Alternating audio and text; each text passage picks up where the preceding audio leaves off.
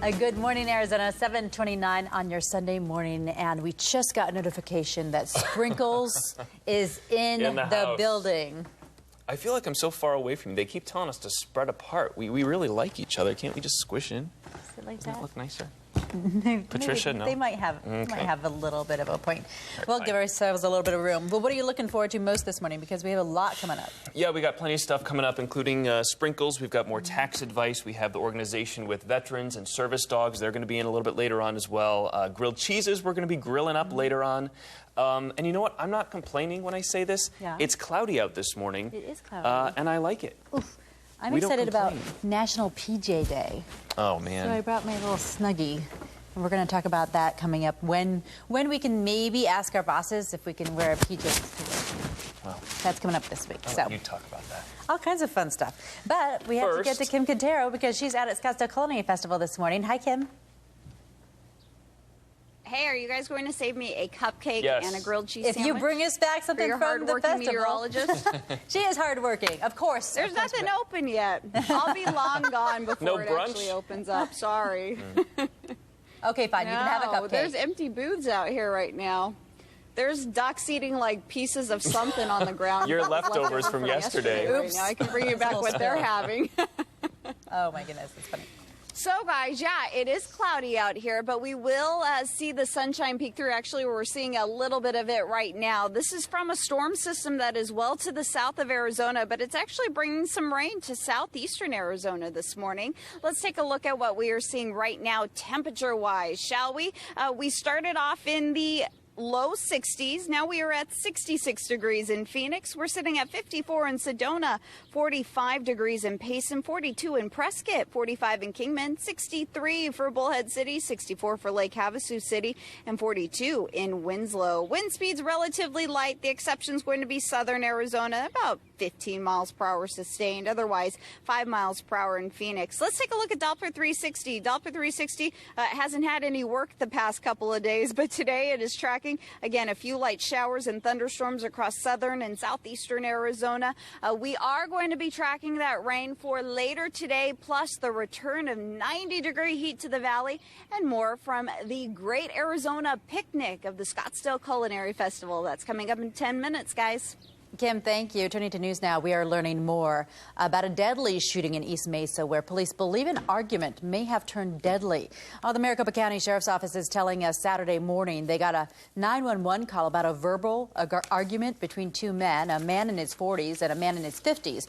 That argument turned into a physical fight, and then the 40-year-old pulled out a handgun and shot the other man. We have been to this house previously. Sheriff's deputies tell me that it's been for arguments or for fights, so maybe some type of issue which led to what happened today. Obviously, it led to the extreme point where someone was shot. The property owner did not want to go on camera, but he did confirm his son is the 40-year-old who was involved. A pilot is dead after his glider crashed this weekend in Prescott Valley. The glider was launched while connected to a vehicle with a tow line. At some point during takeoff, the aircraft lost control, quickly crashing to the ground, killing the pilot. The cause is under investigation, and the pilot has not yet been identified. Police in southern Arizona are confirming twin brothers died after falling into a canal in Yuma. Police say the 18-month-old boys fell in on Friday. Rescue teams searched for 2 hours before the boys were located and airlifted out, but it was too late. The brothers were pronounced dead at the hospital. Police are still trying to figure out how they fell in. Members of the military jump in to save lives after a serious car crash in front of their base. This was the scene near 52nd Street in McDowell yesterday. 2 cars collided. 2 men and 2 women went to the hospital. At least one of them is in critical condition. The crash happened right next to the Papago National Guard facility. There was several military personnel that joined in to help the fire department. They were actually here first on scene with some other innocent bystanders, and they jumped in and started helping, which was very helpful to the fire department. No word yet on what caused that crash. A big day in court tomorrow. After years of trials and controversies, convicted murderer Jodi Arias will be sentenced. Judge Sherry Stevens will decide whether to send Arias to prison for life or to sentence her to life with the possibility of parole after 25 years. Court starts at 8:30 in the morning. The judge's decision could come at any time after that. And unlike with Arias' second trial, the judge is allowing live cameras to cover the sentencing. And in a nearby courtroom, the trial of the Glendale mother accused of murdering her own daughter will continue tomorrow. Jerice Hunter is accused of abusing her 5-year-old daughter, Jessie Shockley, and disposing of the girl's body. The latest testimony here featured a certified dog handler who told jurors one of her cadaver dogs picked up the smell of death on a piece of carpet from Hunter's closet. That is where prosecutors say Hunter kept her daughter until the girl died in 2011. Jessie's body has never been found. A new cutting-edge development could soon be coming to Roosevelt Row in downtown Phoenix. Right now, Scottsdale-based Stark James has a proposal to transform shipping containers into residential housing at Portland and 2nd Streets. Well, they're already working on a new development on Grand near 12th Avenue. And a new breakfast hotspot is about to open in Scottsdale. Breakfast is a breakfast restaurant and nightclub set to open tomorrow near 75th Street and Stetson Drive. It will feature Hawaiian-inspired twists on breakfast and lunch classics. Breakfast will open at 7 a.m. Monday through Saturday, staying open until 2 a.m. as a nightclub on Wednesdays, Fridays, and Saturdays. Oh, late nights. It happens all the time. You want to tip for good service, but you don't have cash. Well, a Phoenix couple figured out a possible solution to this. Here's Lindsay Reiser to explain. You could have 3 cars, 4 cars backed up, and people coming out, and if you can remember who they are, you can get a better tip a lot of times. Corey Ferguson works his tail off as a valet in Phoenix. Thank you, miss. And he's bummed when he misses out on a tip because people just don't carry cash. And you kind of feel bad. Some people are embarrassed, and it is nice to have a way for people to use their credit cards because that's all things are going to these days. Corey is talking about Bravo, an app developed by 2 Phoenicians who say there's no excuse anymore not to leave a tip. I know how much money I've made, who's done it. People can give me a rating on my service. So how does it work? I can find the person I want to tip on the app either through GPS or their unique code. Then I put in my credit information and it goes directly into their bank account. In order for me to share or send you money, I don't need to know anything about you. Co-creator Maria Luna says it's totally secure, and while they charge tippers a 2% transaction fee, it's still less than running to the ATM to take out cash. Now you're going to have an option, so when people say, sorry, no cash, you can say, well, you can download Bravo and pay me. I like the hard work. I like being able to go home tired. Like, I worked hard. I made the money that I deserve. In Phoenix, I'm Lindsay Reiser. Back to you. Into the cheetah exhibit at Cleveland Metro Park Zoo earlier today. The child was quickly retrieved by his parents and was transported to Cleveland EMS to Metro Hospital for an apparent leg injury.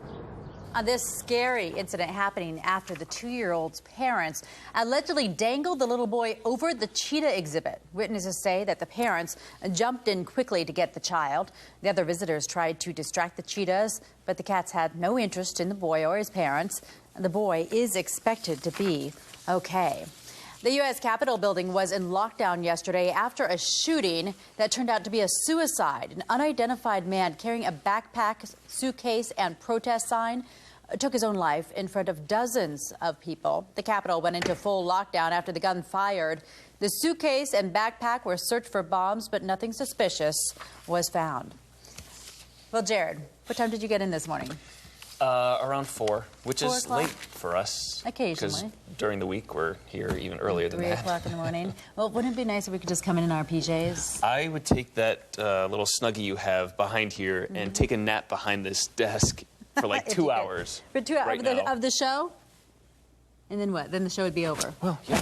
You can handle the rest of it. You're a So pro. we've got our Snuggies. We've got our little slippers. For a reason. We don't normally bring this stuff on set. Explain. No. Well, April 16th, you can bring this stuff with you to work because it is National Wear Your Pajamas to Work Day. It comes at the end of tax season and is the perfect way to celebrate. Yeah, if your boss lets you. Thursday, some offices, I think including Google and some other high-tech companies, they're allowing people to come in wearing your favorite PJs. Just make sure your office is on board with this. Of course, you don't want to be the only one showing up in a leopard print Snuggie. That's fine. Let's see this thing in action. You know, I usually use it just as a blanket You told me yesterday you've had this since you moved here a couple of years ago. This made the move. This made the move. It's got pockets. I forgot how cool it was. It has pockets. And it has a nice hole where I rolled over it with my desk chair one day at work. So we would wear our Snuggies in protest if it got too cold in the newsroom occasionally. Not here. Not here. Elsewhere. Elsewhere. Okay, all right. So that's Thursday. There you go. Let's check out some cool video, shall we? A Washington University rowing team is facing a unique challenge. Look at this.